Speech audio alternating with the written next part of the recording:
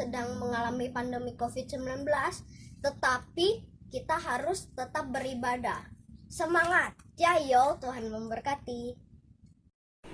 Hai teman-teman, selamat hari Minggu. Yuk kita beribadah. Halo teman-teman, yuk kita ibadah. Selamat siang guys. Ketemu lagi kita di dalam ibadah kelas Madya. Semuanya sudah siap beribadah? Oke. Nah, kalau ada pantun nih, jangan lupa dijawab ya dengan kata cakep. Siap? Ini pantunnya. Naik kereta membawa nangka. Cakep. Tidak lupa juga dengan anggur. Saat mata masih bisa dibuka, jangan lupa selalu bersyukur. Iya. Nah, teman-teman, kita harus selalu mengucap syukur di dalam segala hal. Di dalam Alkitab, kita bisa temukan di dalam 1 Tesalonika 5 ayat yang ke-18. Nah, di dalam setiap apapun yang terjadi dalam kehidupan kita, kita harus mengucap syukur. Baik itu suka maupun duka, kita harus tetap mengucap syukur. Mungkin adik-adik tadi sudah makan siang. Mungkin tadi ada 1 lauk, 2 lauk yang adik-adik tidak suka. Tapi kalian harus tetap bersyukur karena kalian masih bisa makan. Mungkin kalian ujian harus dengan online, yang lulusan harus dengan online juga, tidak ada upacara kelulusan, tidak apa-apa. Kalian harus tetap bersyukur karena kalian masih bisa tetap belajar. Dengan teknologi yang canggih ini, kita pun juga bisa beribadah. Kita masih bisa bertatap muka dan juga bisa terus memuji Tuhan dan juga beribadah. Yuk kita nyanyikan pujian ini sebagai ucapan syukur kita.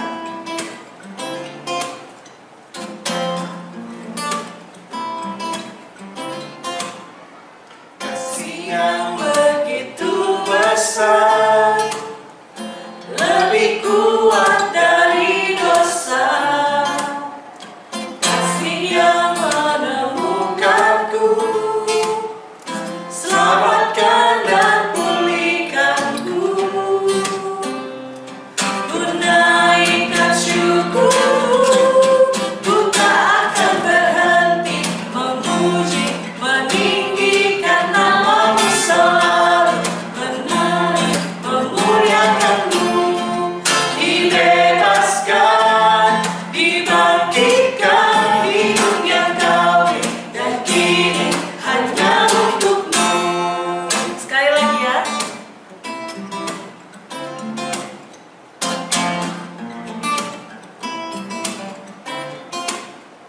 Kasih yang begitu besar, lebih kuat dari dosa.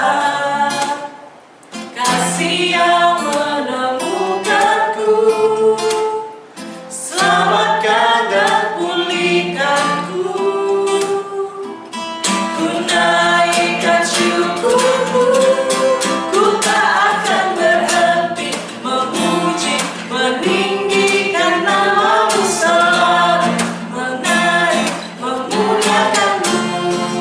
Dibebaskan, dibangkitkan, hidup yang kau dan kini hanya untukmu. Memuji, meninggikan namamu selalu, memuji, memuliakanmu. Dibebaskan, dibangkitkan, hidup yang kau dan kini hanya untukmu. Hidup yang kau dan kini hanya untukmu.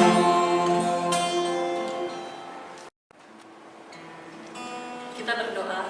Tuhan, terima kasih untuk hari ini Engkau sudah mengumpulkan kami walaupun kami harus beribadah secara online, tetapi kami sungguh mengucap syukur. Tuhan masih mengizinkan kami untuk boleh beribadah.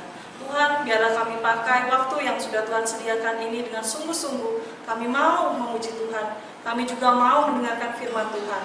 Biarlah Tuhan pakai kami, setiap kami ya Tuhan, telinga kami, mulut kami, apapun yang ada di dalam diri kami ini ya Tuhan, kami mau mempersembahkan yang terbaik untuk Engkau. Terima kasih Tuhan Yesus, kami sudah berdoa dan ucap syukur. Amin. Adik-adik memberikan persembahan bukan sekedar kita datang ke gereja dan memasukkan uang di dalam kantong persembahan, tetapi persembahan yang sejati adalah memberikan hidup kita sepenuhnya kepada Tuhan. Nah, adik-adik, kita bisa minta tolong pada Tuhan, minta tolong kepada Roh Kudus agar memampukan kita, menolong kita untuk dapat menjadi serupa dengan Tuhan Yesus dan mempersembahkan hidup kita kepada Tuhan.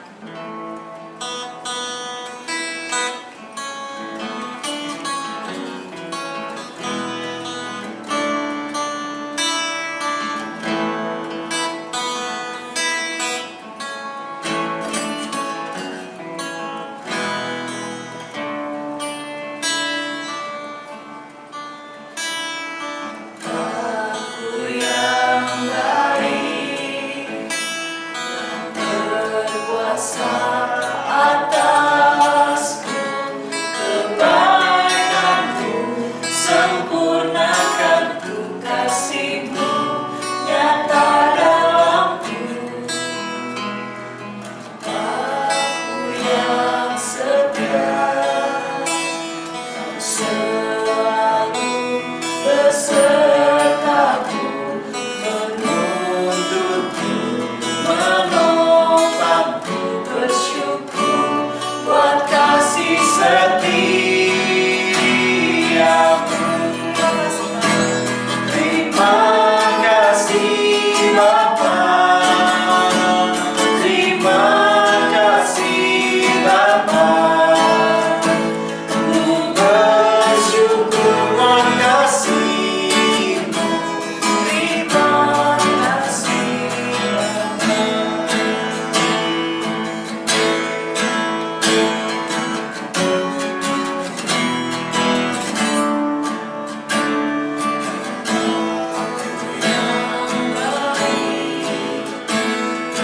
Berkuasa atasku, kebaikanmu sempurnakan ku, kasihmu nyata dalamku. Aku yang setia, kau selalu besertaku, menuntutku, menopangku, bersyukur buat kasih setiamu.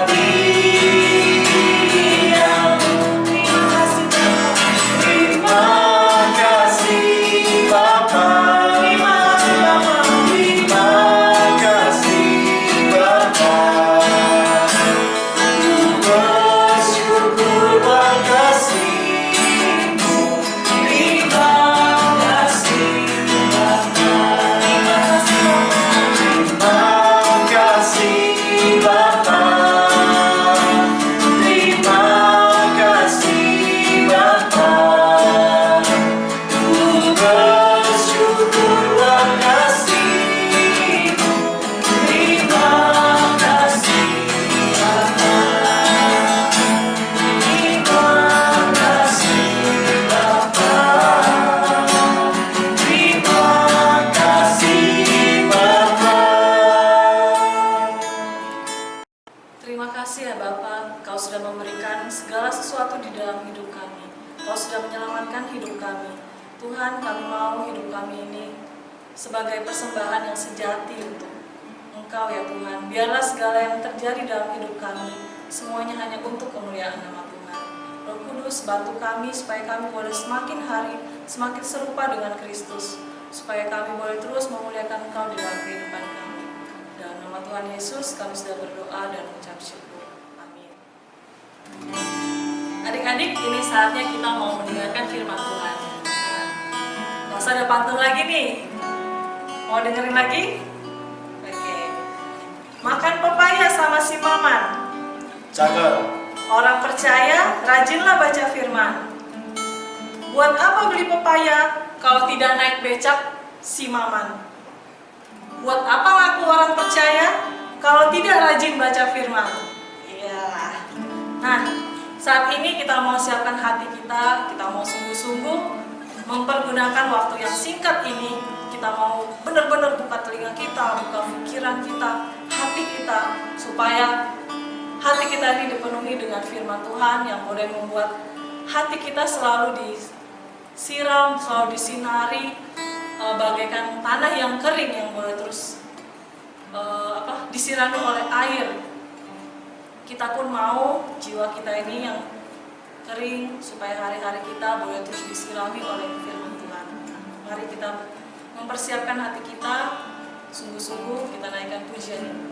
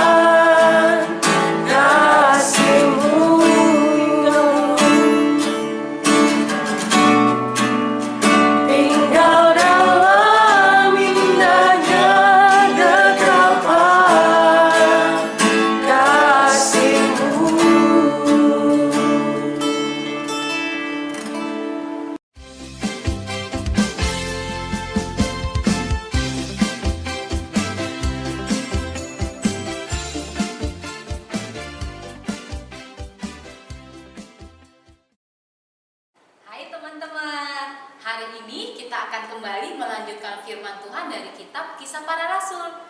Temanya adalah Roh Kudus menguatkan Stefanus. Sebelum kita belajar firman Tuhan, yuk kita sama-sama berdoa. Mari kita berdoa. Kembali kami datang kepadamu ya Tuhan, dengan hati yang penuh ucapan syukur. Oleh karena Tuhan telah menolong kami, telah memberikan kami kesehatan, telah memberikan kami kesempatan untuk boleh beribadah kepada Tuhan. Tuhan, kami sebentar mau belajar firman Tuhan. Tolong ya Tuhan, lembutkanlah hati kami dan berikan telinga seorang murid kepada kami, supaya kami mengerti, memahami firman Tuhan yang akan kami pelajari bersama. Biarlah kami boleh dengan anugerah Tuhan, boleh mengerti dan memahami kebenaran firman Tuhan ini. Terima kasih Tuhan Yesus, inilah doa kami, di dalam nama Tuhan Yesus kami bersyukur. Amin.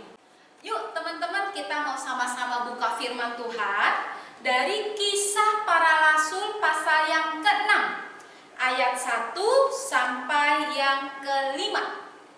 Kita mau sama-sama baca Kisah Para Rasul 6 ayat 1 sampai 5. Demikian firman Tuhan. Pada masa itu, ketika jumlah murid makin bertambah, timbullah sungut-sungut di antara orang-orang Yahudi yang berbahasa Yunani terhadap orang-orang Ibrani, karena pembagian kepada janda-janda mereka diabaikan dalam pelayanan sehari-hari. Berhubung dengan itu, ke-12 rasul itu memanggil semua murid berkumpul dan berkata, "Kami tidak merasa puas, karena kami melalaikan firman Allah untuk melayani meja. Karena itu, saudara-saudara, pilihlah 7 orang dari antaramu yang terkenal baik dan yang penuh roh dan hikmat, supaya kami mengangkat mereka untuk tugas itu, dan supaya kami sendiri dapat memusatkan pikiran dalam doa dan pelayanan firman." Usul itu diterima baik oleh seluruh jemaat. Lalu mereka memilih Stefanus, seorang yang penuh iman dan Roh Kudus, dan Filipus, Prokorus, Nikanor, Timon, Parmenas, dan Nikolaus, seorang penganut agama Yahudi dari Antiokhia. Jadi adik-adik, ternyata ketika di Yerusalem waktu itu makin banyak orang yang percaya kepada Yesus, muncul masalah. Masalahnya apa? Masalahnya ternyata ada orang-orang yang menganggap bahwa pelayanan kepada para janda itu diabaikan. Itu para janda ini tidak diperhatikan. Jadi mereka semua protes. Mereka bilang, "Kenapa diabaikan pelayanan kepada janda-janda?" Begitu katanya. Akhirnya para rasul datang berkumpul, dan para rasul memanggil semua murid, "Ayo sini, datang kumpul. Kita mau membicarakan mengenai pelayanan ini. Kita nggak bisa mengabaikan pelayanan firman dan doa. Tapi kasihan juga pelayanan kepada para janda. Oleh karena itu, ayo pilih 7 orang dari antara kamu yang akan mengawasi pelayanan kepada para janda." Adik-adik, akhirnya dipilihlah 7 orang. Tapi bukan asal-asalan dipilih, enggak. Ada syaratnya. Apa syaratnya? Syaratnya orang yang dipilih itu, orang yang akan melayani dan mengawasi pelayanan para janda itu, mereka itu harus baik. Mereka itu harus penuh Roh Kudus, dan mereka itu harus berhikmat. Akhirnya didapatlah 7 orang. Nah, ingat gak namanya siapa aja? Siapa? Lupa? Ayo kita buka lagi di Alkitab. Yuk kita buka di Alkitab. Tadi Kisah Para Rasul 6 ayat ke-5. Nah yuk kita lihat ayat ke-5. 7 orang itu namanya siapa aja? Pertama, siapa namanya? Stefanus. Kedua, Filipus. Ketiga, Prokhorus. Keempat, Nikanor. Kelima, Timon. Keenam, Parmenas. Dan ketujuh, itu Nikolaus. Itulah ke-7 orang yang dipilih untuk melayani para janda. Wah, akhirnya masalahnya selesai. Jadi aman. Pelayanan firman dan doa dilakukan oleh para rasul. pelayanan kepada para janda dilakukan oleh 7 orang ini yang disebut sebagai para diaken. Masalahnya sudah selesai, aman? Ternyata tidak, ada lagi satu masalah. Kenapa? Ada orang-orang yang gak suka sama Stefanus, salah satu dari ke-7 diaken itu. Mereka gak senang dengan Stefanus karena Stefanus ini melakukan banyak mujizat. Stefanus ini melakukan banyak pelayanan dengan penuh kuasa. Stefanus ini dipimpin oleh Roh Kudus. Jadi orang-orang ini gak senang melihat Stefanus. Mereka ngajak Stefanus berdebat. Ayo kita berdebat. Tapi atas pertolongan Roh Kudus, Stefanus bisa menjawab semua dengan baik. Dan mereka tambah gak suka. Karena mereka gak suka kepada Stefanus, akhirnya mereka menghasut beberapa orang untuk mengatakan bahwa Stefanus ini menghujat Allah dan menghujat Musa. Jadi orang-orang juga marah. Orang-orang gak suka. Kenapa Stefanus ini menghujat Allah dan menghujat Musa? Gak boleh begitu. Gak boleh Stefanus. Begitu katanya. Akhirnya, apa yang dilakukan?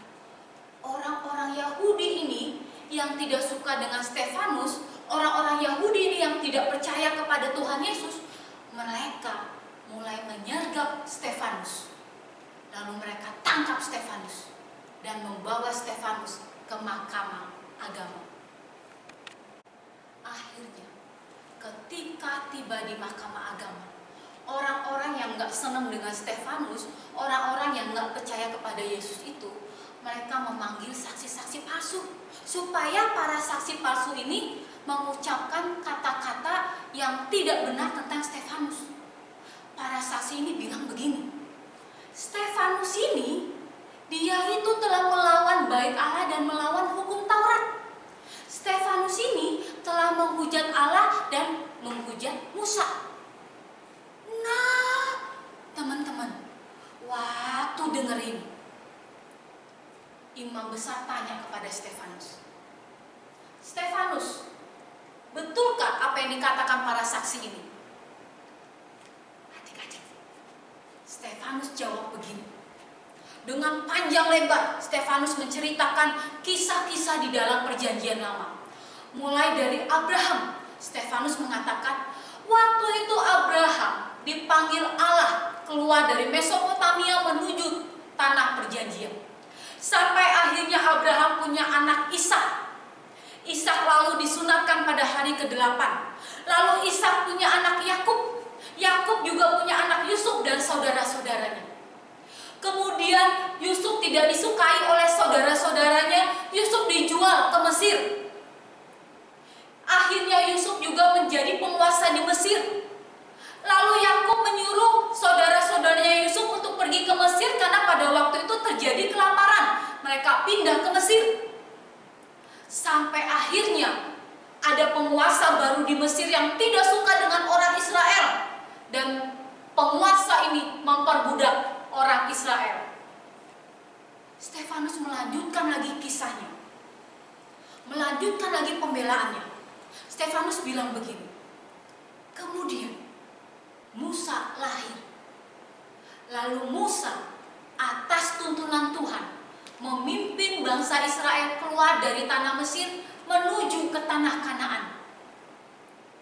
Selama di padang gurun, Musa menyembah dan beribadah kepada Allah di kemah perjanjian bersama dengan bangsa Israel. Tapi Allah tidak tinggal di kemah perjanjian. Allah tidak tinggal di tempat yang dibuat oleh manusia. Begitu kata Stefanus. Stefanus melanjutkan lagi mengatakan bahwa Daud pun, Raja Daud pun ingin membangun sebuah rumah untuk Allah. Tapi akhirnya Allah mengatakan biarkan Salomo yang membuatkan rumah itu. Tapi tetap Allah tidak tinggal di bangunan yang dibuat oleh manusia. Allah itu ada di dalam diri Yesus yang sudah kalian bunuh itu. Teman-teman, waktu orang-orang Yahudi ini, waktu orang-orang yang ada di mahkamah agama ini mendengarkan pembelaan Stefanus, mereka menjadi marah, sangat marah. Apa yang mereka katakan? Yuk kita lihat di dalam Alkitab kita. Yuk sama-sama kita baca di dalam Kisah Para Rasul pasal yang ke-7 ayat 54 sampai 60. Ketika anggota-anggota Mahkamah Agama itu mendengar semuanya itu, sangat tertusuk hati mereka. Maka mereka menyambutnya dengan gertakan gigi. Tetapi Stefanus yang penuh dengan Roh Kudus menatap ke langit, lalu melihat kemuliaan Allah dan Yesus berdiri di sebelah kanan Allah. Lalu katanya, sungguh aku melihat langit terbuka dan Anak Manusia berdiri di sebelah kanan Allah. Maka berteriak-teriaklah mereka dan sambil menutup telinga serentak menyerbu dia. Mereka menyeret dia keluar kota, lalu melemparinya. Dan saksi-saksi meletakkan jubah mereka di depan kaki seorang muda yang bernama Saulus. Sedang mereka melemparinya, Stefanus berdoa, katanya, "Ya Tuhan Yesus, terimalah rohku." Sambil berlutut ia berseru dengan suara nyaring, "Tuhan, janganlah tanggungkan dosa ini kepada mereka." Dan dengan perkataan itu, meninggallah ia. Adik-adik, ternyata menjadi pengikut Yesus itu nggak mudah ya. Ternyata jadi pengikutnya Yesus itu harus bersedia, harus rela kalau tidak disenangi oleh orang. Harus rela kalau ada orang-orang yang tidak senang, tidak suka, bahkan marah. Seperti Stefanus. Stefanus pengikut Yesus yang setia, dikatakan penuh Roh Kudus, penuh dengan hikmat, seorang yang baik. Tapi ternyata ketika ada orang-orang yang tidak suka Stefanus, mereka mengutus, mereka menyuruh orang-orang untuk bersaksi dusta. Sampai akhirnya Stefanus ditangkap. Stefanus disidang di Mahkamah Agama. Stefanus dilempari sampai mati. Stefanus mati. Menjadi pengikut Yesus itu nggak mudah. Tetapi adik-adik, walaupun menjadi pengikut Yesus tidak mudah, kita harus tetap menjadi pengikut Yesus. Kita harus tetap setia kepada Yesus. Seperti Stefanus.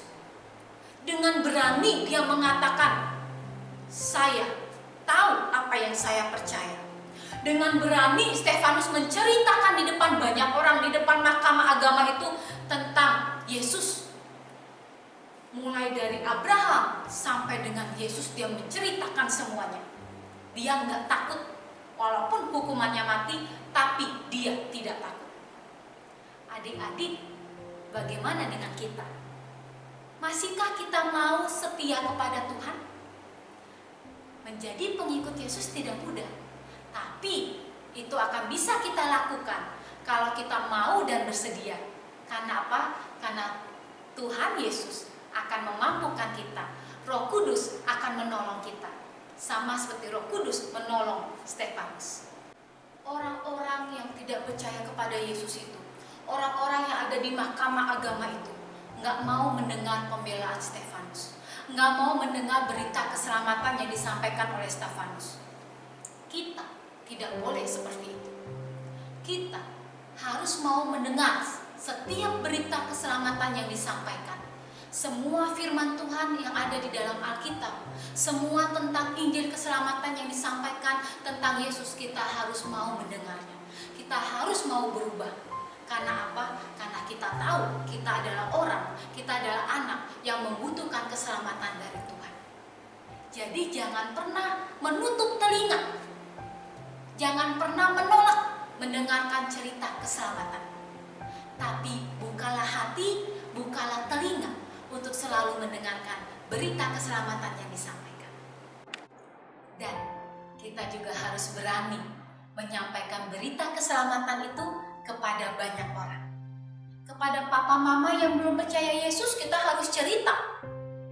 Kepada saudara yang belum percaya Yesus, kita harus sedih, harus cerita juga. Kepada teman-teman kita juga harus cerita. Harus berani cerita tentang Yesus. Stefanus dia berani cerita tentang Yesus. Stefanus berani menjadi pengikut Yesus walaupun harus mati martir. Kita pun harus berani. Karena apa? Karena kita sudah mendapatkan keselamatan dari dari Tuhan.